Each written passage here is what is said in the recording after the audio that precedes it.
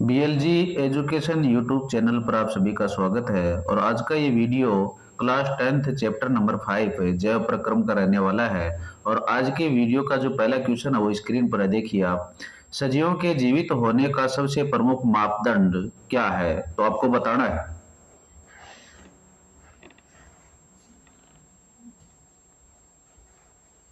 तो इसका सही आंसर रह जाएगा आणविक गति। सजीवों की संरचना बनाए रखने और मरम्मत के लिए अणुओं की गति अनिवार्य है, भले ही वह बाहर से न दिखे। नेक्स्ट क्वेश्चन, शव पोषी पोषण के लिए क्या आवश्यक है, आपको बताना है। क्या आवश्यक है भाई? तो सारी चीजें आवश्यक है, क्लोरोफिल भी, सूर्य का प्रकाश भी, कार्बन डाइऑक्साइड और जल भी। तो उपरोक्त सभी इसका आंसर आ जाएगा। नेक्स्ट क्वेश्चन, पादपों में फ्लोएम का क्या कार्य है, ये आपको बताना है। तो सोच के बताइए। तो इसका सही आंसर है भोजन का वहन। फ्लोएम पत्तियों में बने भोजन को पौधे के अन्य भागों तक पहुंचाता है। नेक्स्ट क्वेश्चन, मनुष्य में वृक्क किस तंत्र का भाग है, ये आपको बताना है। तो किसका है? उत्सर्जन का।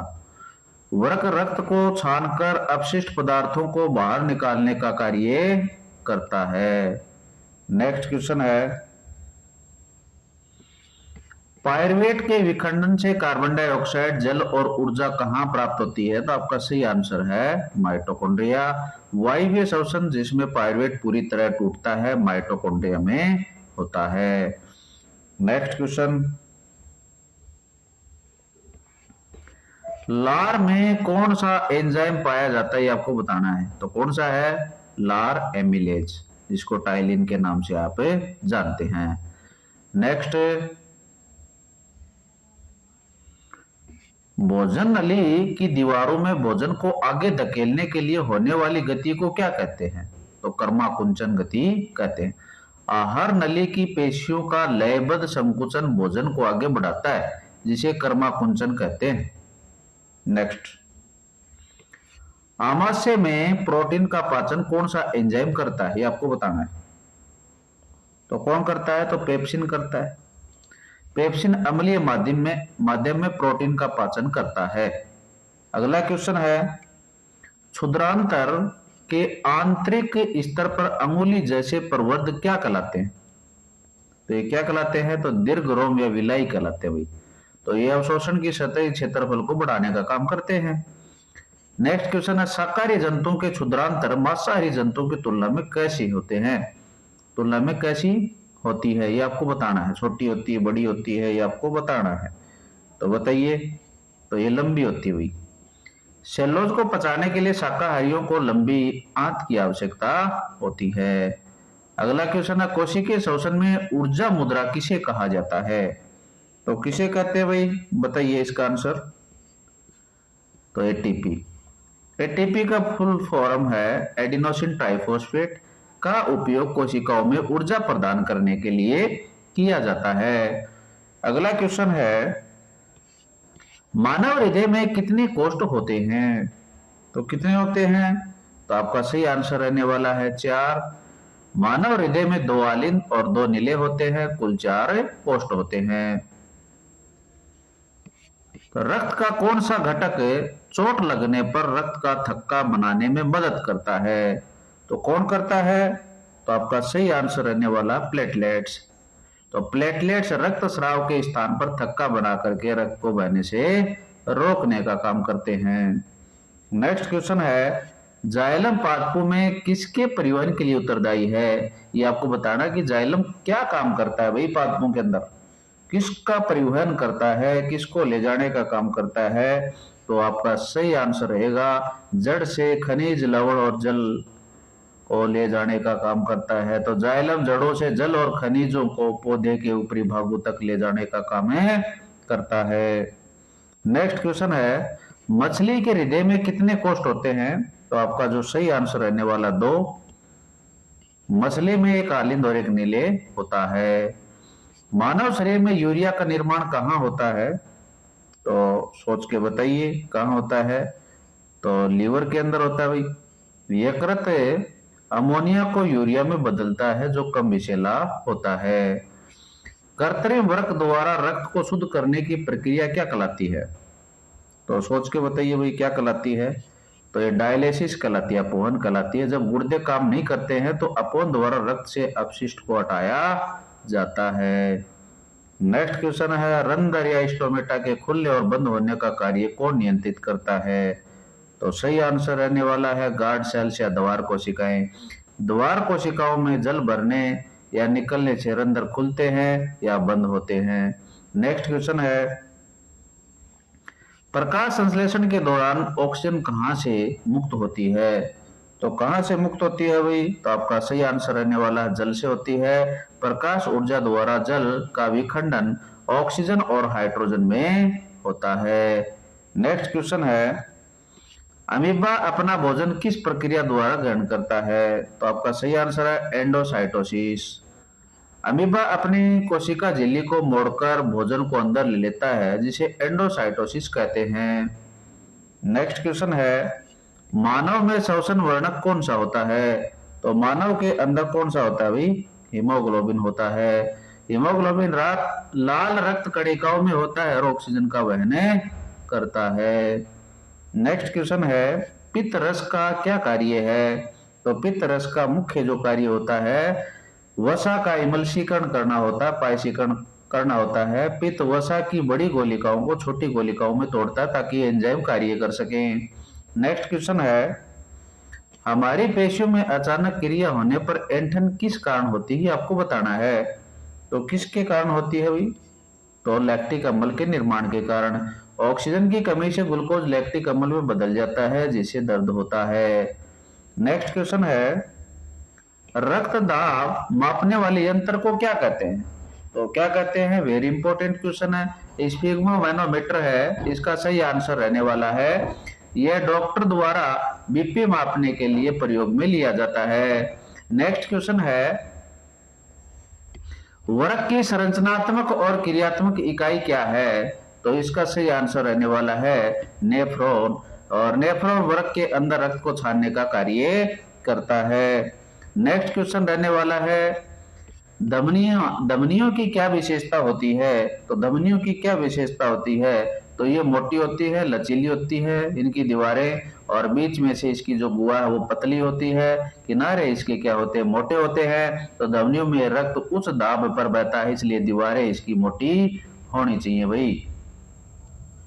नेक्स्ट क्वेश्चन है, कवक में पोषण की विधि क्या है? तो कवक में पोषण की विधि है मृतजीवी स्पोरोट्रोपिक। स्पोरोट्रोपिक होती है। कवक सड़े गले कार्बनिक पदार्थों से पोषण प्राप्त करने का काम करते हैं। नेक्स्ट क्वेश्चन है, मानव शरीर में ऑक्सीजन युक्त रक्त फेफड़ों से हृदय के किस भाग में आता है? तो कहां पर आता है भाई? तो बाएं आलिन के अंदर आता है। फेफड़ों से शुद्ध ऑक्सीजन युक्त रक्त फुफ्फुसी शिराओं द्वारा बाएं आलिन में आता है। नेक्स्ट क्वेश्चन रहेगा आपका 29 का, अग्नाशय रस में प्रोटीन पाचन के लिए कौन सा एंजाइम होता है? तो प्रोटीन का पाचन कौन करता है ये आपको बताना है। तो आपका सही आंसर रहने वाला ट्रिप्सिन। ट्रिप्सिन अग्नाशय द्वारा स्रावित होता है और प्रोटीन को पचाने का काम करता है। नेक्स्ट क्वेश्चन है, पौधों में वाष्पोत्सर्जन का क्या महत्व है? तो वाष्पोत्सर्जन का क्या काम होता है? ए और बी दोनों काम करता है। तो वाष्पोत्सर्जन पौधे को ठंडा रखता है और जल को जड़ों से पत्तियों तक खींचने वाला बल है वो प्रदान करवाता है। नेक्स्ट क्वेश्चन है, अमरबेल में पोषण का प्रकार क्या है? तो प्रकार कौन सा होगा भाई? तो ये परजीवी है, ये पैरासाइटिक है। तो अमरबेल दूसरे पौधों पर उगती है और उनसे बना बनाया भोजन ले लेती है। नेक्स्ट क्वेश्चन है, फेफड़ों में गैसीय विनिमय कहाँ होता है? तो आपका सही आंसर रहेगा कुपिका। कुपिका गुब्बारे जैसी संरचना है जहां रक्त और हवा के बीच गैसों का आदान प्रदान होता है। नेक्स्ट क्वेश्चन है, रक्त को शरीर के सभी अंगों तक पंप करने का कार्य किसका है? तो कौन करता है भाई बताइए? तो हृदय करता है। हृदय एक पेशी अंग है जो पंप की तरह कार्य करता है। नेक्स्ट क्वेश्चन है, पौधे अपशिष्ट पदार्थों को कहाँ संचित करते हैं? तो आपका सही आंसर रहने वाला है तो ये उपरोक्त सभी हो जाएगा। पौधे अपने अपशिष्ट पदार्थ गिरने वाली पत्तियों, कोशिकीय रिक्तिकाओं और छाल में जमा करते हैं। नेक्स्ट क्वेश्चन रहेगा, मानव पाचन तंत्र में भोजन का पूर्ण पाचन कहाँ होता है? तो आपका सही आंसर रहने वाला है तो ये छोटी आंत आएगा।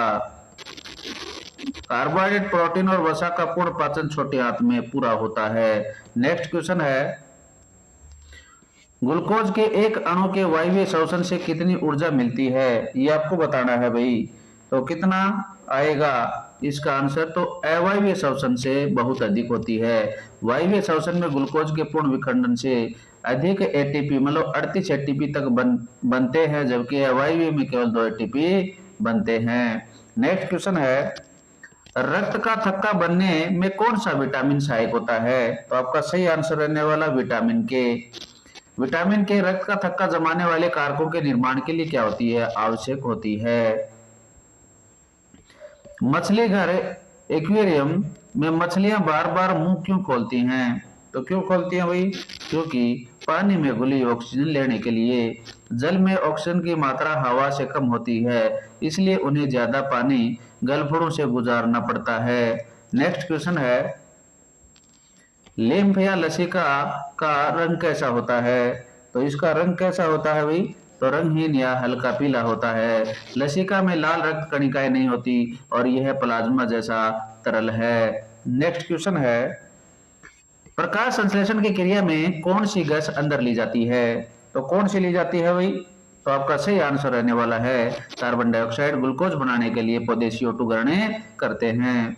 नेक्स्ट क्वेश्चन है, मानव में मूत्र का पीला रंग किस वर्ण के कारण होता है, तो किसके कारण होता है भाई, कोशिश कीजिए, तो यूरोक्रोम के कारण। हीमोग्लोबिन के टूटने से बना यूरोक्रोम मूत्र को पीला रंग देता है। नेक्स्ट क्वेश्चन है, पत्तियों का हरा रंग किसके कारण होता है, तो आपका सही जवाब रहने वाला है क्लोरोफिल, पर्णहरित। क्लोरोफिल हरे रंग का वर्णक है जो प्रकाश संश्लेषण के लिए बहुत ही जरूरी होता है। नेक्स्ट क्वेश्चन आपका स्क्रीन पर आपको दिखाया जा रहा है, बड़ी आंत का मुख्य कार्य क्या है, तो बड़ी आंत क्या काम कर सकती है, तो इसका मुख्य कार्य होता है जल का अवशोषण करना। बड़ी आंत अपचित भोजन से अतिरिक्त जल अवशोषित करती है। नेक्स्ट क्वेश्चन है, स्क्रीन पर हृदय में वाल्व का क्या कार्य होता है, तो वाल्व क्या काम करता है, तो रक्त को उल्टा बहने से रोकने का काम करता है। वाल्व ये सुनिश्चित करते हैं कि रक्त केवल एक ही दिशा में बहे।